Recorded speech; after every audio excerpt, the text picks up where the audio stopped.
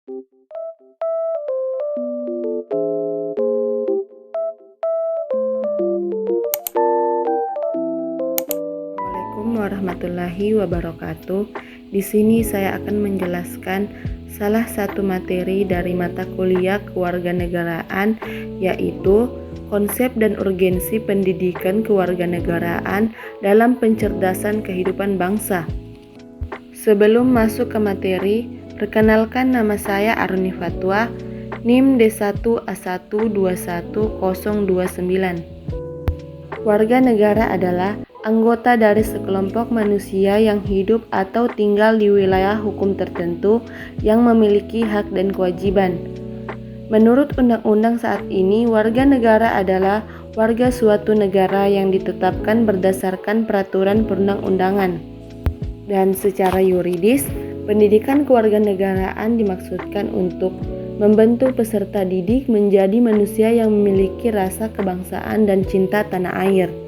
Definisi pendidikan kewarganegaraan secara etimologis dan terminologis. Secara etimologis, pendidikan kewarganegaraan berasal dari kata pendidikan dan kata kewarganegaraan.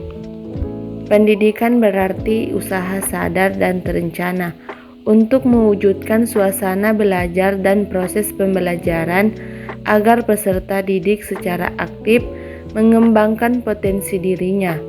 Sedangkan kewarganegaraan adalah segala hal ihwal yang berhubungan dengan warga negara. Sedangkan secara terminologis, pendidikan kewarganegaraan adalah program pendidikan yang berintikan demokrasi politik diperluas dengan sumber-sumber pengetahuan lainnya.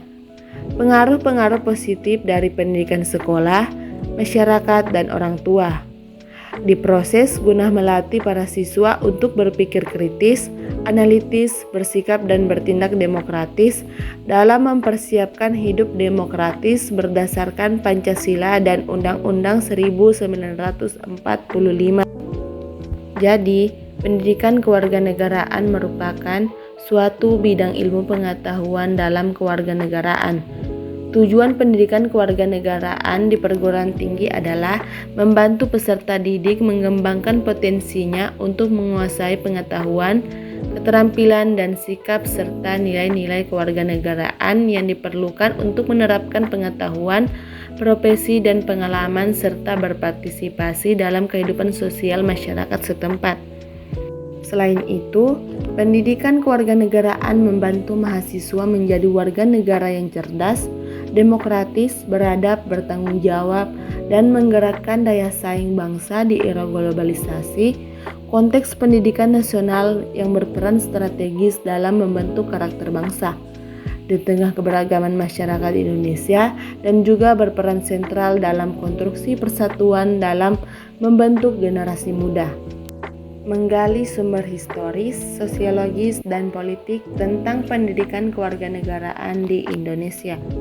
Pendidikan kewarganegaraan di Indonesia senantiasa mengalami perubahan baik istilah maupun substansi sesuai dengan perkembangan peraturan perundangan, iptek, perubahan masyarakat, dan tantangan global.